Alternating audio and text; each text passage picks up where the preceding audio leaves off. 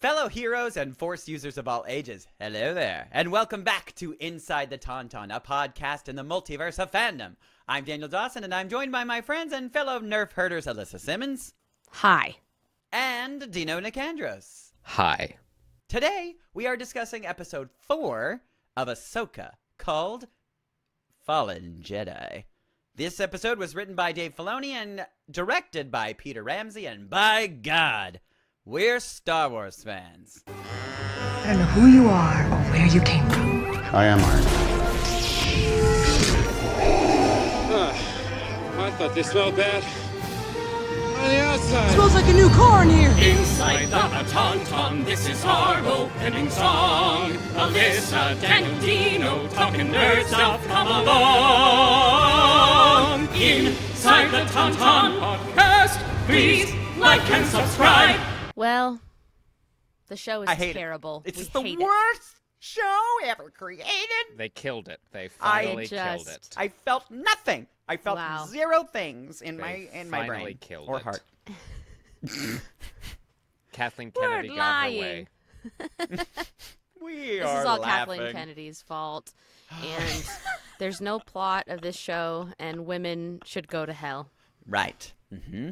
That's Well, what I've learned. thanks for joining us on Inside the Tauntaun. Yeah, we're wowsies. being facetious, I Facetious. think. Maybe just a little bit.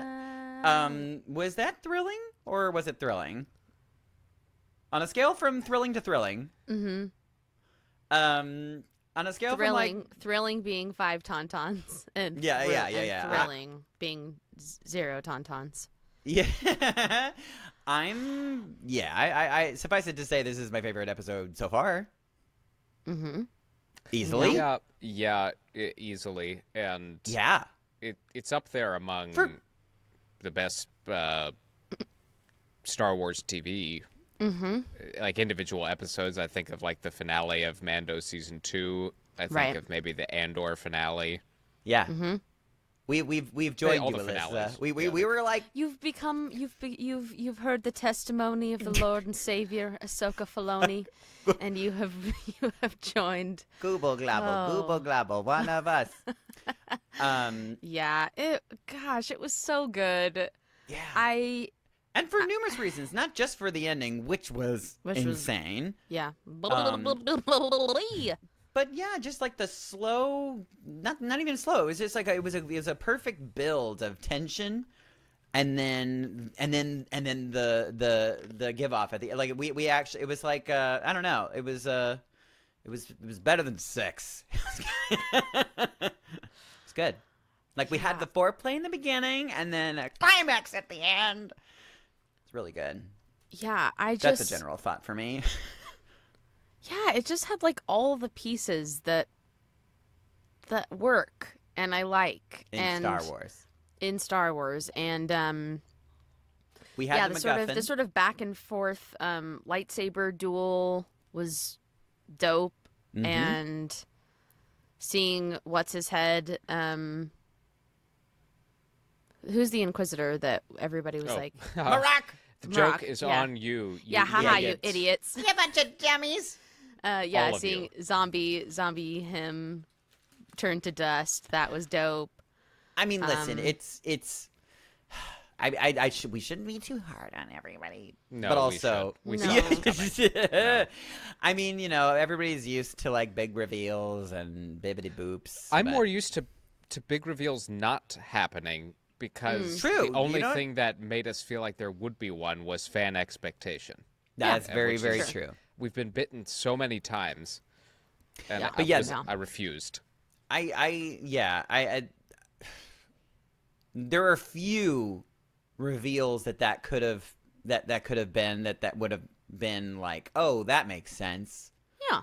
You know? Or The morning before, and I hate to start on such a Sour cynical note. note, but the morning before, I read somebody who said that they thought it would be Kanan Jarrus.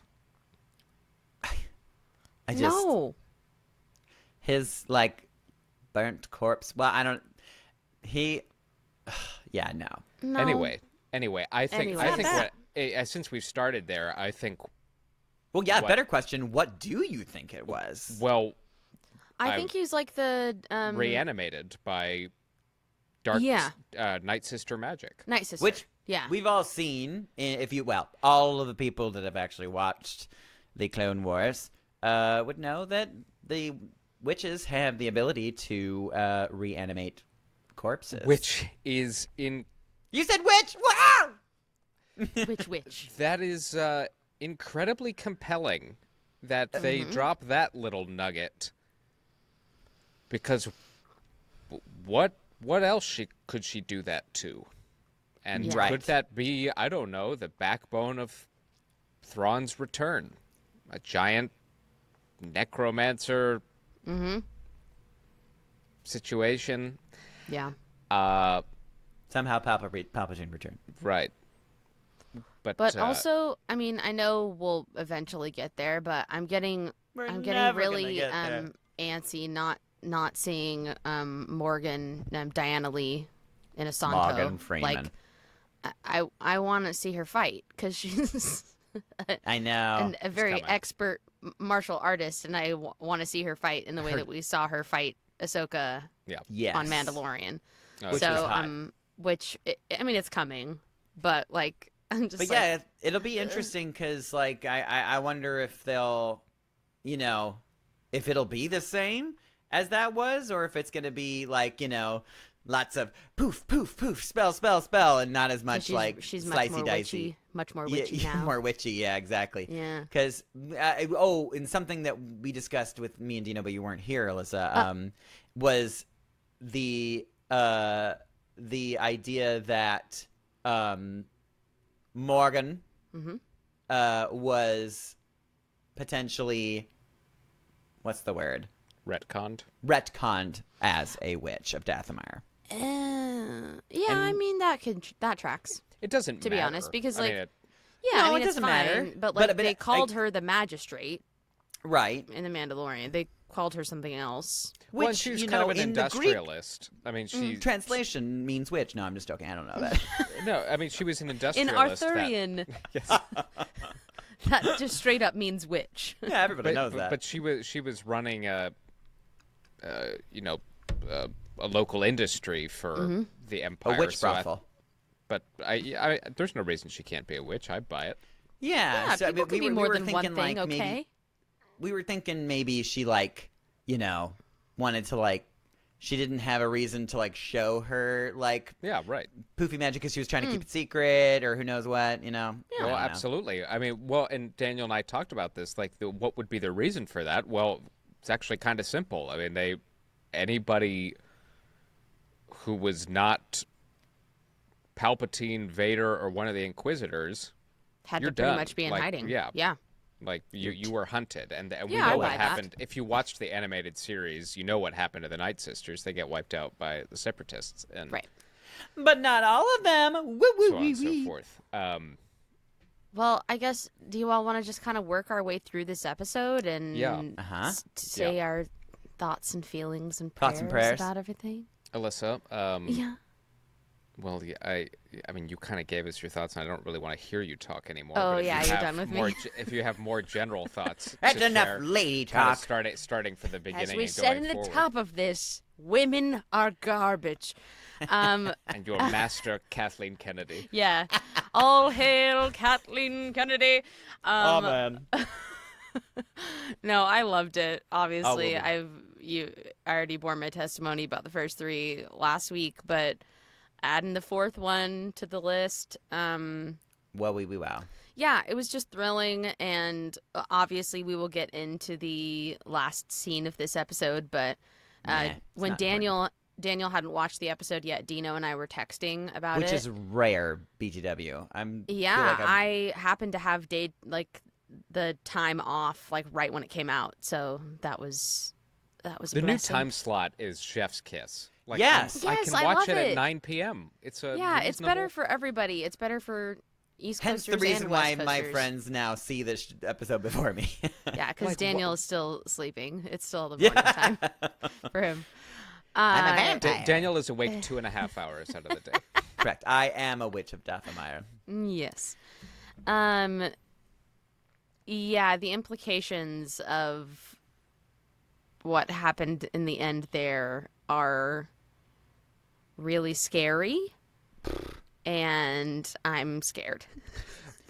So I guess that's my general. My general is that left me being really scared. And we'll dedicate a chunk to talk specifically about that. But what you mentioned last week that I want to talk about it now. This was maybe your favorite Star Wars ever. So what in this episode, maybe besides the ending, has continued that theme for you? I think for me, and the reason that Ahsoka is such an interesting character and resonates with a lot of people, is her unique relationship to the Force and to Jedi. And I think even more so in this episode with Sabine and with the last, chunk of scenes with Ahsoka in this episode. Yeah. Like her attachments. We're getting to actually see, and not that we haven't seen it in multiple ways, like obviously with Rey and the prequel series, the sequel series, sorry. And obviously we saw it with Luke. Yep. In the original series, but this is a really I think that this hits a big Star Wars thing on the head with me, which is the sort of complicated nature of not even good and evil, like in the complicated nature of being able to control emotions or allowing anger to just completely take over. And yeah, that's all I'm going to say about that right now. So I think that that's why we have more complex characters than your average Star Wars. Yeah, I mean, like with Sabine, she will do anything to try to get Ezra back, right? And I have some theories about that too, BTW. Okay. Well, I don't want to hear them. Fine. But fine. Yeah, so I think ultimately that's why I'm loving it so much. Is because it's not just like, oh yeah, it's good and it's evil and it's like right and wrong and like that's so easy. Ahsoka has always, even more so recently, lived in the gray.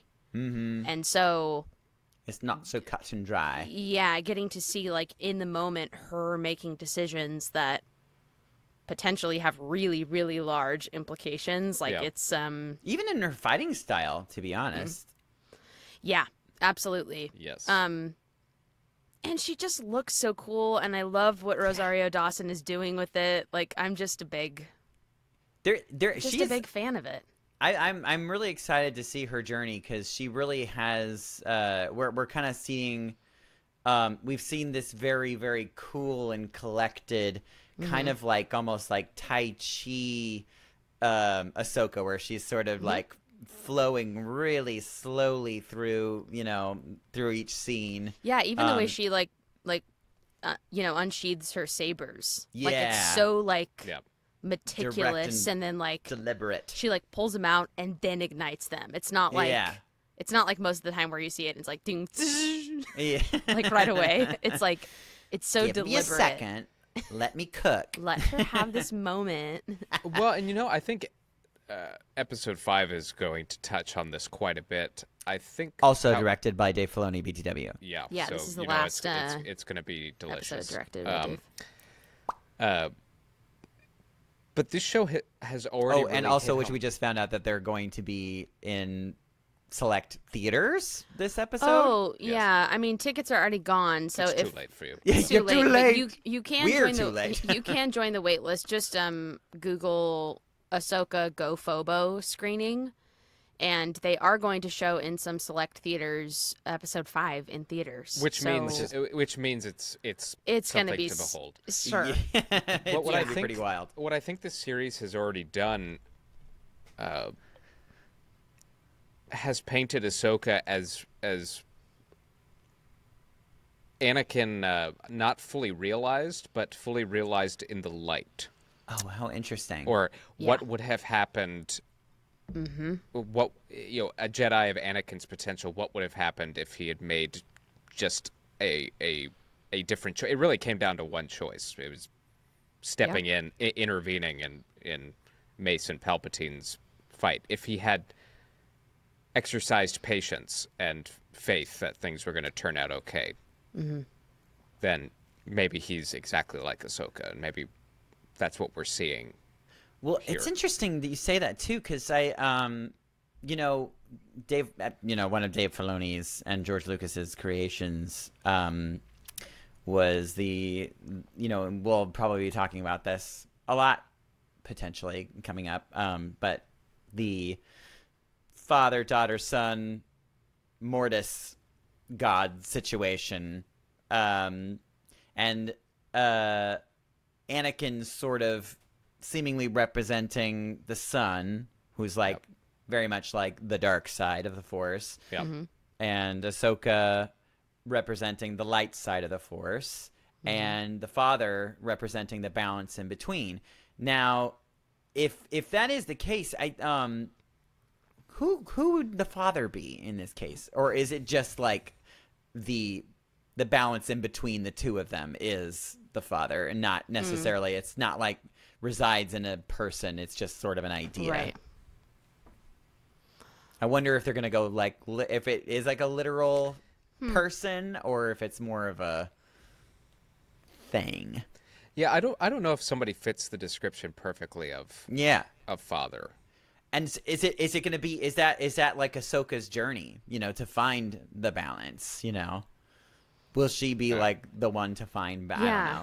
But it's interesting to me. I think the main complaint right now with not me, but with a lot of people that watch the show is that the plot, like they're not exactly sure what the plot is. It's because you haven't watched Rebels. Well, and that's the it's blessing and the curse here. Yeah, I mean, and I had this conversation with one of the drummers at work the other day. He's a casual Star Wars fan, but he was like, "Yeah, I just don't know." He's like, I think it's cool, and like obviously the Star Warsy stuff like is cool, but he's like, I just don't know her. Or like know why any of it's important. Yeah, and I was like, I mean, why should I care? It definitely requires you to have spent the time with the character in Clone Wars and Rebels. And the good news is it's worth it. So worth it. You'll like it. I decided to start Rebels again today. Oh, you did? Yeah. And just watching it, I mean, it still holds up, I assume. Oh yeah, it's great. I'm a couple episodes in, but the first thing I noticed was that Hera's son, Jason. Yes. The kid that they cast, I mean, he looks exactly like Ezra. Literally the same. Yeah. I knew that they looked similar, but I was like, oh yeah, he literally just has green hair and Ezra has like purple hair. Yes. Blue, dark blue, indigo, whatever. They're playing with their emotions. But yeah, it's fantastic. And Dino, did you finish your generals, Daniel, or were you still stumbling along there? As we stumble along. Plumble! Plumble! Oh man.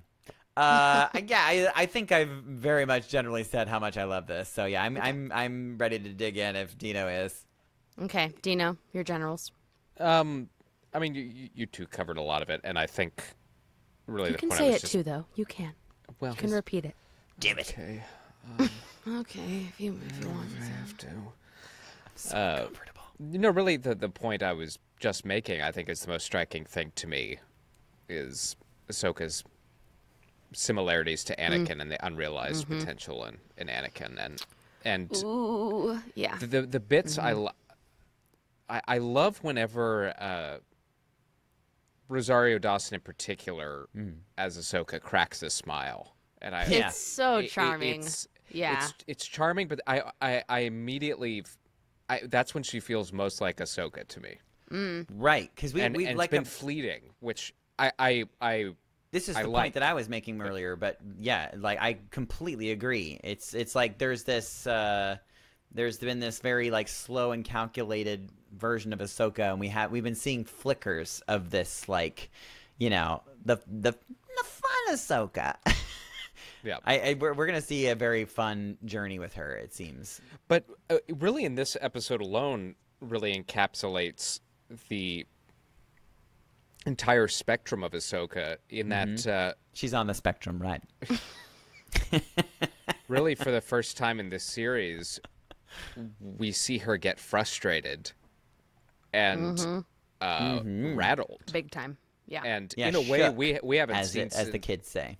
In a way we haven't seen since she was young. I mean, she was very composed in her fight with Maul, and like she had really come not to into mention her her own like badass like fight with Marok, which was but still very much in control, like sizing him up, and But when it comes to Balin, who he pushed the right well buttons. they fight to a standstill, but when she thinks Sabine is dead, yeah, that's where she really gives in. The emotion gives in, and he overpowers her, and I think that's important to note going forward, that even a master of her caliber now is still very vulnerable to emotional attachment, and I think that's going to be exploited tenfold very soon.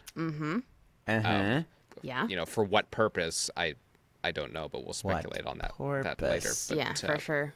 Yeah, but it's all part of. I think it is all part of her journey to find balance, because it's so funny. Like in most other television shows and movies, we're kind of like, your feelings make you strong. You got to embrace all parts of your emotions so that you can there's always like a message but like with the Jedi, it's like completely the opposite. It's just like no, rid yourself of all attachments and emotions, because they will always fuck you for last. Well, as Obi-Wan says in Return of the Jedi, or in Empire Strikes Back, actually I just watched these. Which one was he says to Luke, your emotions do you credit, but they could be made to serve the Emperor. And yeah, that's it sets up for vulnerability. And for Obi-Wan, that he's still, I'd say, very conservative as far as a Jedi, but that was a very progressive statement by him to say, like, your feelings do you credit. You're a good person to care so deeply about them, but be very careful, because that could be one used false move you. and you will become your father. Yeah. So it's interesting. Like I wonder. I wonder if this is like if Ahsoka will ever find whatever that balance is, so she can keep those feelings that she has, those deep feelings she has for her friends, but still be able to not be swayed to do spooky things. Yeah. I would say another element I really enjoyed, and you talked a little bit about the lightsaber duels, but the series is doing it really well, but in this episode in particular, was such a great blend of all the styles we've seen thus far. I think there was some prequel flourishes. There was some of, like, the particularly with Balin, he fights in a similar manner to Vader in that his strikes are really you can feel him hitting you. Yes. And then with the sequel trilogy, particularly with Kylo Ren and Adam Driver's performance, I saw a bit of that in Shin. Her fighting style, very well, and even Rey to a degree, very a lot of thrust. Like it felt dangerous, she does like these showmanship, short it felt like thrusts. She's trying to stab her, not so much the flashy with the and I appreciated that all three trilogies were kind of represented here in the choreography. That's totally true. And my favorite bit of all was when Daniel, you talked about how meticulous she is, and when she and Balin come face to face and they're sizing each other up, and they rotate between forms based on what the other one is doing, and it's like, oh, Dave Filoni is just having a field day Jedi technique. And, yes. Well, and so cool within like moments to see her go from the like calm, cool, collected with Merrick into the fight with Balin, where she just like a little more flaily, a little more desperate. He's just getting under her skin. With what he's saying, not even so much the way he's fighting with her, but like totally what he's saying to her. Well, and also time is running out too, so she's letting that like anxiety get to her too, because like, you can see her like reaching for the map, like in between their thrusts at each other. Right. So she's just distracted. We've got Hera like piecing out, not following orders, which is fun and cool. Very much Hera type. Yeah, because like last episode I was like, there's no way she's gonna just like do what the council says. Sorry, right? guys. Yeah. And we also got Carson Teva and yeah, we did. There he was. He's gonna be the Wedge Antilles of this right. The connective of the Mandoverse. Tissue. And they didn't show him getting blown up, so I think he's fine. He's good to go. Yeah. That guy is making it all the way through. He was one of the 2 pilots who survived, but yeah, actually, we're gonna find out that he's really Palpatine the whole time. Yeah. Terrible. I hope so. Yeah, I hope so. Somehow Palpatine returned. It was through him. But yeah, I love that Jason got like, it's just like he's like the newcomer to Star Wars, and he gets a little he gets the I have a bad feeling. Yeah, quote. He got the bad feeling line. He did. I mean, he didn't say a bad feeling about this, but we all got it. We all got it. Oh, and last week we didn't bring it up, but last week Sabine got a woo, so I guess we should rate her. Oh yeah, she did. Right. That's a deep cut. Did. That's a deep cut from almost 2 years ago. We did a Star Wars woohoo rating contest. Yeah, so you can go listen to that where we take the top. I can't even remember who did we decide won that, or did we just rate them like 1 to 5 or something? That was we who won? Yeah, who did win? I want to say I feel like it was like was it not Lando. No, it was Lando, and it wasn't even Lando? technically a wahoo. It was Yeehaw. Okay. Yeah, maybe potentially. I can't remember if that disqualified him, but he definitely won if we included it. Hilarious that like back then we like desperately needed things for content. Yeah, but there was nothing being released, happening. So we might be back there coming up. Oh no, we'll see. don't say that. This time next year, I don't know what to. Oh, I know. God, we seriously. Just for goodness sake, studios, figure it out. Just figure it out, and give them people what they want. It's deserve a drop in the bucket. $40-something million or whatever it is. I mean, just it's do a drop in the bucket. You dummies. Versus, but next to what they make. Value them per second. For God's sake. Yeah. Harumph. Anyway. This episode was directed by Peter Ramsey, who. Oh yeah, right. We love. He directed the Spider-Verse movies. Yes. And he also directed an episode last season of Mando, the Pirate. That was his episode, Chapter 21, The Pirate. Which was a really cool episode. Yeah. The Spider-Verse movies are notable for 1,000 reasons, but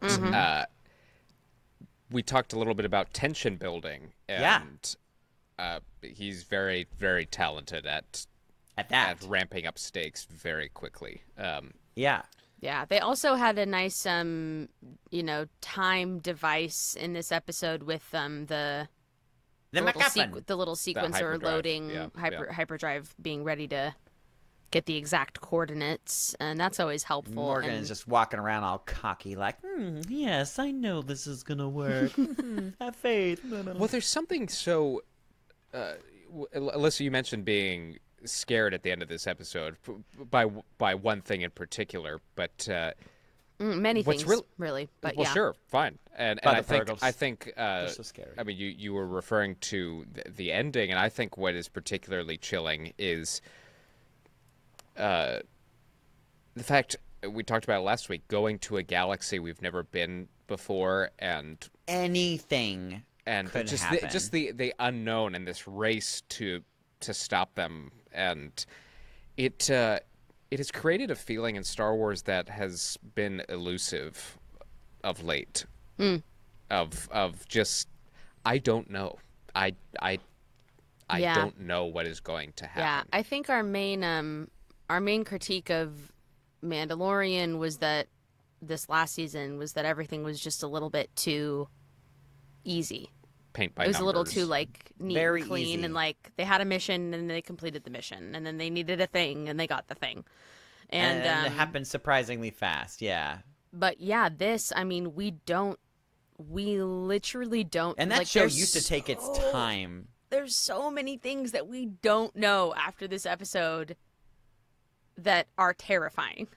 Yeah. Ah.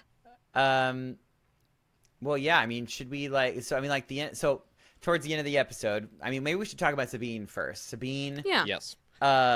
She goes through it. Speaking of letting your emotion get the best of you, I mean, it's setting up a dynamic here between Ahsoka and Sabine that was already hinted at. But is Sabine Anakin in this regard? In many ways, she sure as hell feels like it. Because at the heart of her choices is a deep love for, I mean, Ezra and her family.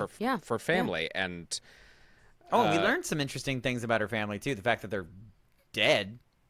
Yeah, killed on Mandalore. Oh, yeah. I meant her like Rebels family. But that's family. Her chosen family, right? And, and how susceptible she is, and seeing Baylan piece those things together when she's threatening to destroy the star map. He's like, did you get that feeling where he kind of takes a second to like breathe? Like also, I just want to give a shout out to him because like Ray Stevenson.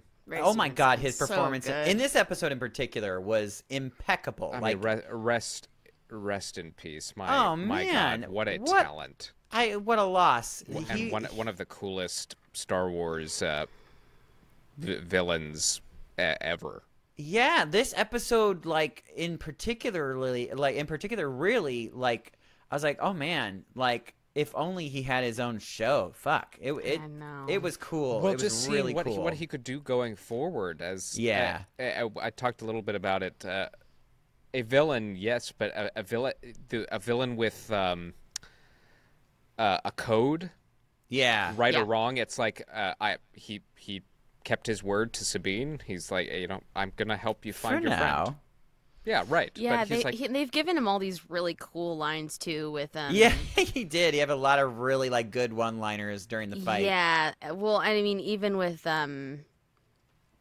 what's her head with Morgan. Yeah, and she says like, oh, is that like a little like Fear. glimmer of fear that I hear, and he's like, no, experience, yeah. And then he had another one in like the third or the second episode where he said something about witchcraft. truth, or like he was. It's like, oh, it's a shame that we're gonna have to kill her off. She was like, yeah. is that a hint of like regret or regret? Yeah, about the Jedi all being gone. Yeah. Yeah. So. Yeah. But going back to what I Sabine. was saying before, so yeah, he takes like a sort of a deep breath, like closes his eyes, and like he comes back to, and then he starts like rattling off like her life history. Like, is he sort of like reaching out into the Force and sort of like reading her emotions? Kind of, is that what? Because that's the vibe that I got. I wasn't sure if that's what you got from it. Well, I definitely think there's some of that. I also think he's just strategizing in the sense that she's not going to destroy that because they're gonna need it to find Ezra. And yeah, that was a nat 20 in persuasion. that was calling a bluff. I mean, yeah, he did a real good job. That being said, and I'm curious if this crossed your mind, and if it would cheapen her journey, or if it would make it interesting and fun. I'm not a writer. I don't know. I'm curious of whether or not you think that Sabine is playing them.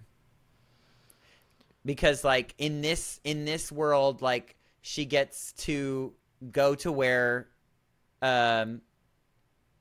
Ezra is, and then potentially maybe leave a sign for everybody to come and find them. But the problem is, unbeknownst to her, I mean, there will be. I'll talk about the theory in a moment, but yeah, there's no way to be followed at as far as she knows. As far as she's, well, yeah, right, and and that's where that theory in my mind kind of falls apart, unless she's got like a really strong GPS unit in hers. I don't think so. I think because that does feel kind of cheap. Because it's like, well, then why didn't they just like do that to Ezra? You know, why didn't Ezra have like a tracking device? She wasn't like planning on being separated from Ahsoka. Like that all happened in moments, really, really quickly. Right. So it is a more fun and kind of surprising. Like not surprising in a like, oh, that's bad writing. No, but just surprising in a like, oh, I don't think I was expecting that kind of way. Like I didn't really expect her to give it up that like easily, really. Yeah, I think she really loves I mean, like Ezra. Ahsoka doesn't trust Sabine right now anyways. No. Right. Rightfully so. But well, they don't seem to trust each other too, they don't. which is They don't, which is an interesting thing dynamic to like sprinkle in there. But like you know, I think, you know, right before they even left the ship, like Ahsoka had that line to Sabine where she was like, you know, can I count on you? Yeah. Right, and when it comes down to it, like, if we have to give up Ezra to keep Thrawn from coming back, you have to be okay you with have that. to be willing to make that decision, and she's if that wasn't not. foreshadowing, I don't know what is. Well, and It's like, also, I mean, it's so funny. Like all of those series of lines were just a series of foreshadowing. Because even the Hu Yang, said stick together. Yes, stick together. You guys are always better together, and they immediately split up. It's like, guys, what did we just say? Which reminds me of Obi-Wan and Anakin. Like, Anakin will take him together. No, I'm taking him now. Yeah, it's like, damn it, God. So she gives it up, and so backing up a little bit. So Ahsoka, she is able to grab hold of the map, which burns her hand, and you look closely at her hand, and like very much like burnt into her hand. Into her hand, yeah. Some at least, you know, some of the symbols. Not sure if that's necessarily important, but you know, maybe what like, she's Star like, oh, Wars? What Star Wars nerds are gonna get that as a tattoo now? Yeah, for sure. But yeah, I mean, burned into the palm of their hand. Jokes on them. Yeah, it's not even gonna be a tattoo. They're gonna actually burn it. They're the same people who that's already a thing. had. That's really a thing. It's called branding. People do it. Ew! Don't do that. These are the same people that already have Marok tattooed on their thigh, and it's wait, like, is that a real thing? It's Sam Witwer, or, you know. Oh yeah. Sorry. I told you he was Star Killer. Star Killer. Oh yeah, what a sex pot. So yeah, I guess it's possible that that's probably there's people theorizing that like, well, now she's got this burnt onto her hand, so maybe she'll use that to find Ezra. But you know, and also like it also, I mean, yes, but the map is only working. The map only works when it like is opened up and projected. That's kind of my thing too. But also, I'm wondering like the yes, obviously, ouch, it burns. But like, do we feel like there might have been some kind of witchy like magic that was also being sort of imbued into her body? I didn't think about that, but could be. There could have been some like hex on it or something. Yeah, I don't know. So I didn't think about that, but I think there's since. All right, well, I mean, there's no way to really avoid this any longer. Okay. So no, God, we have to talk about what everybody wants us to talk about. So the episode ends with this unbelievable shot of the ocean dissolve that dissolves into Ahsoka seemingly floating on something, and then as she slowly rises, we realize she's on this like light bridge. And I'm sure you must immediately thought, yes, right? Oh yeah, yes. Yeah, but it was still gobsmacked. Yeah, she's it just looked so cool. She's in the world between worlds, which was introduced in Star Wars Rebels.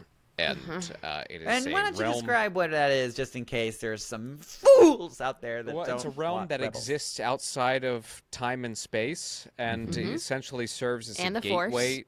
Yeah, and That's important to say. Exists Yes, outside in of the the Force. Force as well. Mm-hmm. And it essentially serves as a gateway and a way to either peek in or even travel to places in the past, as far as we know, and Potentially the future? potentially I don't think we haven't seen the future as of yet represented. Because the future But hasn't been written. Ahsoka in particular traveled and was in the world between worlds, so she absolutely knows where she is Yes. Yeah. right now. Assumedly. Yes. I would imagine. It does and- look like, ever so different. And that might just be because this is the first time we've seen it in live action. I think But I think it's that. Yeah, it is notable that, in the cartoon version, like the little, ramps and walkways are more like white in color. And in this, it's more of a bluish hue. It's very pretty. I think that is strictly an aesthetic live action choice. I think that's very plausible. Were you both hoping that we would see the world between worlds in this series? Or did you Yes. think that was a possibility? You know, the reason I was worried about it, which I guess I can still I'm withhold. technically still worried about it, but I love Dave Filoni, and I'm Right, and I'll withhold judgment, and it is using it as time travel is a tough thing. Well, it's a tough thing, and I would just stay away from time travel, using it for time travel. Yeah, What I I don't think- feel. Do you think they're going to do it?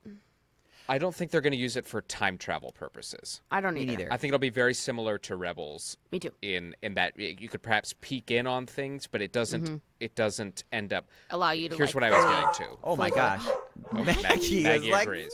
"Ah!" No time travel. Yeah, There's Maggie does been a not want the time travel. subsection of Star Wars fans that have been hoping that the world between worlds is Dave Filoni's grand strategy to completely retcon the Star Wars sequel. Of course, that's what they're thinking. And I know that's not happening, but I'm holding out a slight fear that they're going to slowly start to plant the seeds that maybe that happened in an alternate universe, and I hate that. I don't. Whatever think you so. feel about That's those movies, very I comic hate that, booky, and in a way don't do that's it. not good comic booky. Do not be Marvel. Yeah, and Dave Filoni has already kind of doesn't mean that he can't go against what he said, but he's already sort of stated that he never intended for Yes. that to really happen. And so far, so good. He didn't even really intend for it to be technically time travel, Yeah. Yeah, I think it's what?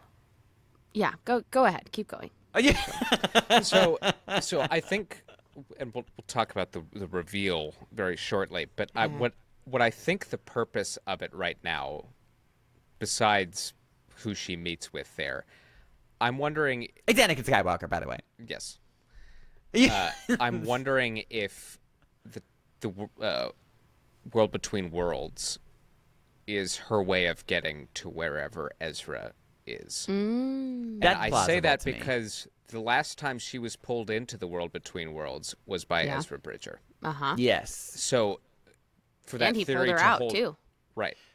For that theory to hold any weight, he maybe perhaps when he gets transported to wherever he is with Thrawn, he's able to Might find figure his out a way to access back that. in. And she's the only one. her in. So cool.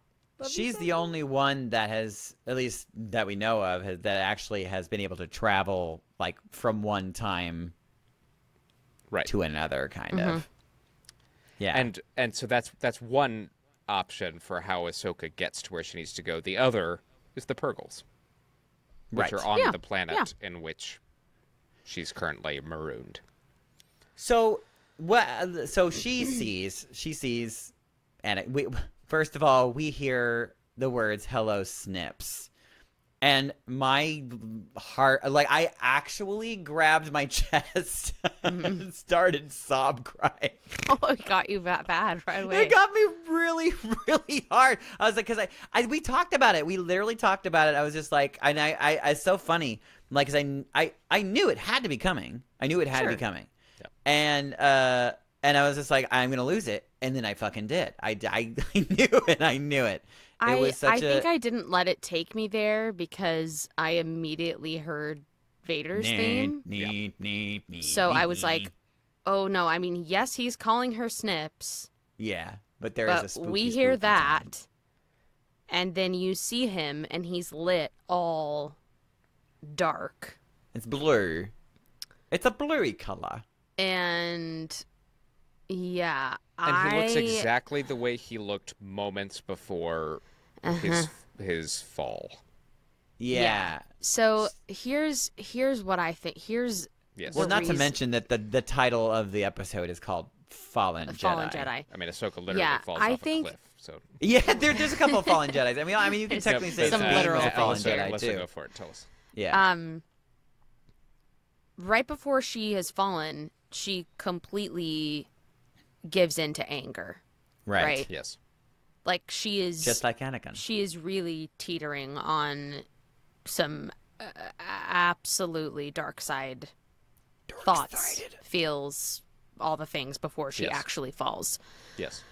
I think the more that I've thought about this, I think she is going to be fully tempted to be brought into the dark side while she is in the world between worlds. So, what do we think? What do we think about this Anakin Skywalker? And I say this Anakin Skywalker because I'm curious if you think it's actually Anakin Skywalker from that time, or do we think that he's a Force ghost, or do we think that he is a figment of her subconscious, or do we think that he is potentially like I've even heard on the internet that people think that he might be like the son, like disguising himself as Anakin Skywalker. I mean, I don't like that. Yeah, but I don't like that. I don't like that at all. I am curious if you think that like I don't think we have enough information yet to know. To really know. One thing I can say, at least just based off of a visual aspect of it, and you know, at least wait, am I crazy? We haven't seen Force ghosts in the TV. No, yes we have. We saw Qui-Gon Jinn. Not in the world between worlds though. True. So we're gonna be we're gonna be maybe making some new Star Wars rules here. Yeah, sure. And maybe within the world between worlds, the Force ghosts like have a much more like, you know, real look to them, not like ghosty look. Yeah. More hologrammy looking. Hologrammy, or you could take that as it's not a Force ghost; it's something completely different. Yeah, because he certainly doesn't look like a traditional Force ghost, and I wonder, to your point... And he doesn't look like he did at the end of when they inserted him into Return of the Jedi. Well, no, he's wearing his robes and all of that. Here, he looks like he was ripped from Revenge of the Sith. Totally. Also notable, and it's unconfirmed. Except for his lightsaber, though, actually. Well, yeah. Actually, maybe, because it looks like Vader's lightsaber. And that's the picture that's been going on the internet. But some have said that could be Anakin's, but we need a closer look at it because it's very shrouded. But the hilt kind of... Sure. It's interesting, though. It's an interesting implication. If he's carrying Darth Vader's lightsaber and he looks kind of like that, I don't even know what to make of that. No. Well, that to me makes it sound like it's it's like something that is it's one of two things for me, if that is the case. It is a subconscious what do you call it, projection, yeah, I could buy that. Of Anakin, or it is some entity that is pretending. Yeah, we have to talk about her acting in that scene. Oh, man. the second she hears him, it's so subtle but so perfect. Yeah, she's just so good. That's all. We don't really need to talk about it other than that. Her look of euphoria and relief and... Well, yeah, and then to see him like that. And curiousness, too. Yeah, like, you see everything in her face. Like, wait, Master? what? I'm so excited, but oh, wait, and oh, crap, and yay, and what? Yeah. What? Like, well, it's interesting, you see too. all that whole wave happen. Because it almost like, she kind of gets this, like, look on her face, like where she kind of puts her head up like this, as if she's like maybe hearing something in her head, kind of. That's what the vibe that I got from it, like she's hallucinating or something. Interesting though too, and Force ghosts are known to do this. They appear, they reappear. It doesn't that if that is indeed what he is, but there is kind of a wide shot of her on the landing strip or whatever you want to call it, and. He's not there. And then we go do like this sort of swipe, and all of a sudden he's there. So that's interesting too. There's no doorways anywhere near. Like I didn't go back to look, but it didn't look like we saw any of the like those, very iconic doors. The windows, doors. the windows into. Mm-hmm. Yeah, we're just seeing strips of things. So I am very curious. One curious thing too, and this might have just been like a really cool touch by our composer in the show. But as we're doing the dissolve shot, like of the waves turning into like the glittery, sparkly stars or whatever. Mm-hmm. There's the music kind of devolves into this sort of like which kind of like sounds it's like not Purgles but kind of whale like. Okay. At least the way it sort of sounded to me, like it's just very distorted, the way that they did the music, and it felt purposeful. I don't know if you thought or heard that or thought anything about it, but I was having heart palpitations at that moment, honestly. Where is she? What's wrong with her? I think I'm leaning more towards it not being actually Anakin's Force ghost. Yeah, no, I would probably agree with that, because if it was his Force ghost, you wouldn't have the Vader theme. He turned to the light. Right. And he was presented both in the original version of Return of the Jedi and the updated one with Hayden Christensen, both depicted him as somebody who turned to the light. So Vader, I think, like Anakin's Force ghost wouldn't be like the dichotomy anymore. Yeah, and I agree with that. I know in Rebels we already kind of we already sort of dealt with her pain and guilt when it comes to Anakin's turn to Darth Vader. But yeah, I'm wondering if we're going to get sort of a little more taste of that in live action, and that maybe is what this sort of subconscious projection is, because she still harbors that and is not let go of that pain yet. Well, there's some unused concept art from Force Awakens that and I have the book too. I saw the picture on the internet, and I went back into my it's in the making of the Force Awakens book that Disney released. And, I think I have that too. I don't have it. There's a page in there where Anakin was originally included. Oh, really? But his ghost is kind of marred. It's like half his face, half Vader's face. It's very, kind of surrealist, and I think they were just like throwing ideas around. So I wonder if there's maybe a recycling here of the idea that she's going to be faced with both Anakin and Vader. For what purpose? I mean, for gosh, it's so scary. Whoever or whatever is doing it, I don't. Well, I don't think she's. Am I? Well, in her journey, and please correct me if I'm wrong. Has she had that Force moment where she knows it's him. Knows it's him. What do you mean? Like no. Like can feel continue your thought. Anakin? I interrupted you. No, it's okay. I was hoping you would actually fill in the words for me. The moment where they sort of like see themselves, and then sort of fight. Oh, like Luke in Empire? Oh, where he... in Empire. Okay, when he goes yeah, down and I'm into wondering if this is kind of her moment to sort of like see herself in Anakin. Yes. Yeah. That certainly. could be cool. Sure. I just... And it's like poetry. It rhymes. I'm just fascinated to see how she ended up there. Like we know the last time, as I said, was Ezra was able to pull her out before the temple explodes, and which, ironically enough, she's battling Vader in there. Right? Yeah. So I wonder how she got there, and if she's able to access it by another. She had to be pulled in.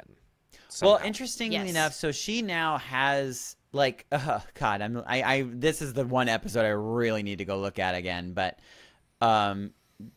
like, isn't like the spirit of the daughter like sort of in her now? Am I insane? Like, didn't like some of the spirit get like imbued into her or something? Something to I don't remember. I can't remember. I know. I got to go back because I need to watch there's some kind of connection. And what I do remember from Rebels is like the entrance to the world between worlds. With the Mortis gods, yeah. Yes, is sort of guarded by like the Mortis gods and mural. Right, and I was watching this episode of Rebels recently, actually, and the daughter being the one to open it, and the son being the one to close it. Oh, interesting. As far as the mural, they were trying the Imperial agent was trying to figure out what that. Oh, with Sabine's help, they kind of worked through. That's how right, to open and then the door. They follow the wolves, and the wolves lead them to the circle of the wolves. I wonder if that's all too much to expect an audience to catch on to. Like, I wonder. Yeah, they're gonna need to introduce a lot. some stuff in the next couple of episodes, obviously. Because the live action stuff really hasn't touched on any of that. Oh, that's interesting. You kind of touched on something lightning just struck my brain. That must have hurt. The the image of the circle of the wolves, is like the entrance to the world between worlds. The pathway to Peridia. Oh my God, so many words. The little circle. There's like the images of the Purgles in a circle. Yes. I'm just piecing those two together. I'm not really sure if they really have any kind of connection, but I'm curious if it is kind of like similar iconography, like even in the way it's drawn, maybe for a reason. I wonder, Yeah. Bet you didn't think about that. I mean, the star map itself, I remember in the trailers, just based on the shots they showed us in the trailer, kind of wondering if Ahsoka and Baylan were showing off or facing each other down in the world between worlds, because totally. The image of the map kind of looks sure. like it's laid out like it.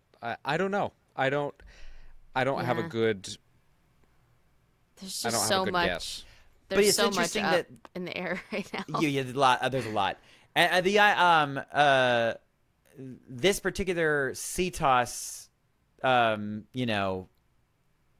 it's not a temple, but whatever this map. The henge. The henge, yeah, that's a good name for it. She said it. The one that was on the other planet, that was like a witch place for sure. Mm-hmm. But this one was created by a much more ancient civilization, being, which we don't know about what that is yet. Yeah. And perhaps this ancient civilization maybe they're like really attached to the Mortis gods, but maybe in a different way. Yeah, and the migratory patterns of Purgle. Purgle. I think also if it were to be Ezra that pulled her in, which I'm not married to that idea at all. It's just I'm just going off of what has happened in the past. Sure. It would also kind of take out some of the I don't know, maybe eliminates the storytelling problem. It's not, well, I won't even say it's a problem because we don't know how it's going to be executed, but Thrawn and Ezra being exiled together, it might be a good explanation for how he's able to maybe get away from Thrawn, or maybe he finds his way in before he even reaches where they're going. You know, like, who knows? Who knows? I am curious too, because at the end of that episode in Rebels, the entrance, the whole temple gets like destroyed. Yeah, crumbles. So, yeah, perhaps there are other entrances. Because I mean, there's a lot of exits. Yeah, but anywhere are those could be an exit, I suppose. Yeah, right. So I guess we're gonna find out some more rules about how that works. At least I hope. I think we definitely will. Yeah. I mean, we're going to either that or in it's theory, a next episode projection. we will be seeing a place and a galaxy that we've never been before. Right. That's very thrilling. And beyond that, do you think we get a bit of I don't think it'll happen kind of full-throatedly. Well, not with that attitude. But do you think we'll kind of get a Star Wars greatest hits as far as you'll see like just glimpses going of down the windows and passing by the window? Right. Man. Maybe, yeah. Yeah, we're gonna pass by a window and see General Grievous taking a shit in the Right. Exactly. That's exactly what I meant. That's all. You took the words right out of his mouth. That's the only thing I can think of. Yes. That's what I want to see. That's not me endorsing time travel, but maybe just little glimpses, little blips, little cute winks. That would be really cool. It'd be fun. It'd be fun. I am preparing. I'm fully preparing myself because again, we do fall into the trap of like it's a trap. Hopes and dreams. That this is trap full... of hopes and dreams. Spoken like a true actor. Pressing. Spoken like a true actor. Prepare to be disappointed. That's right. Nobody. No, but truly that like in like how we were speaking about Marak, that perhaps not reading into it too deeply because it could very easily just be a projection of her subconscious. Of course. I don't think any the of the whole outcomes... entire place even. Sure. Well, yeah, fine. Because she's been there before.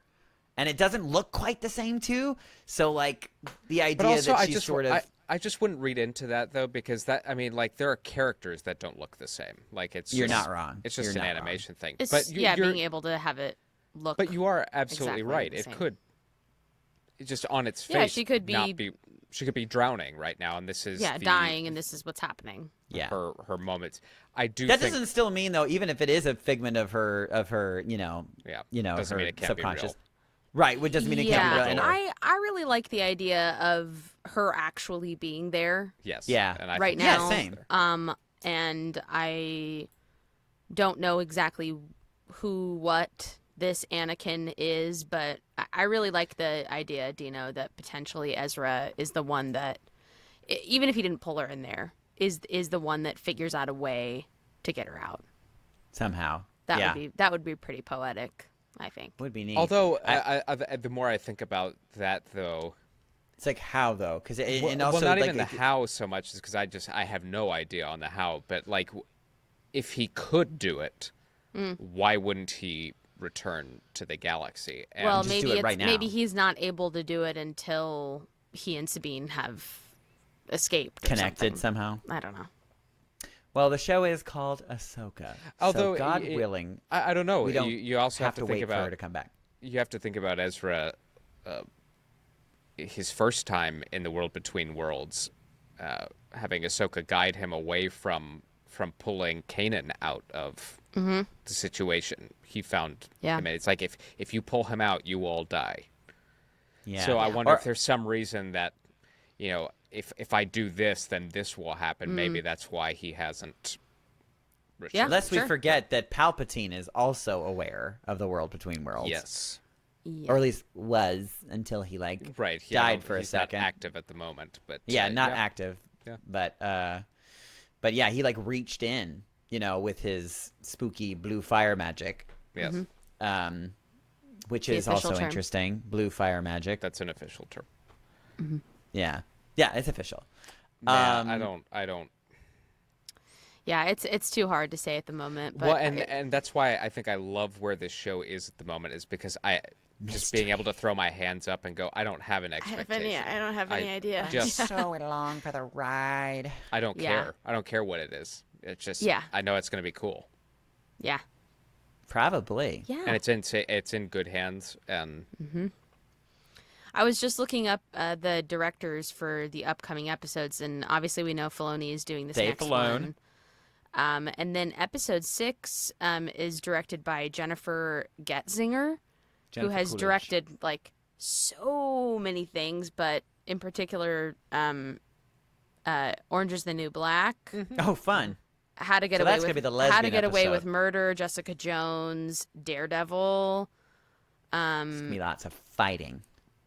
Yeah, Fighting so lesbians. she's definitely comfortable with combat stuff, Cool. action sequences. So that's exciting. Very cool. And then we have Geeta Patel directing episode 7. She's done a bunch of TV, a lot of TV. And then our good pal Rick Famuyiwa is directing the very last episode. So he's good too. He's got a good track record on Mandalorian. And he's done a few fight scenes in his day. just a few. But yeah, it is a really exciting. It's an exciting show. Well, and the pacing Daniel, you talked a little bit about the pacing, and you did as well, Alyssa, and you did too, Maggie. And you did too, Maggie. And You were screaming about it at one point, you Maggie. did. What I enjoy is how much has happened and how many consequential things that have happened, and we're on episode 5 and we have 4 to go. Yep, halfway through. Yeah, Or 3 to go. 3 to go. There's no way that this is one season. There's just no way. But even if it was, we're just so much is happening, but it's consequential. None of it feels there's no wasted movement. There's an economy of storytelling that I appreciate, that allows for impact, allows for stillness, but also allows for what we come to Star Wars for, which is people with lightsabers and flying cool ships and Star Wars and Star Wars and neat concepts and MacGuffins. and MacGuffins when used appropriately. Yeah, Skywalker. So far, it really doesn't feel too slow or too fast. Yeah, No, it really is kind of. They have found that just right kind of Correct. zone. This porridge which is just rare. right. Yeah, it really is so far. Yeah. Well, yeah. So Episode 4. on to I can't wait. On to next week. Oh, just give it to me now. When damn next it. you hear our voices or see our faces, you will not be the same. No, none of us will. We None of guarantee us it. will be forever That's a changed. guarantee. We guarantee it. I'm puddle of tears. Puddle of tears. Yeah. I'm calling it. It's happening. Oof. Well, anything Okay. else before we say bye-bye? No, we're done. There's Okay, nothing. that's it.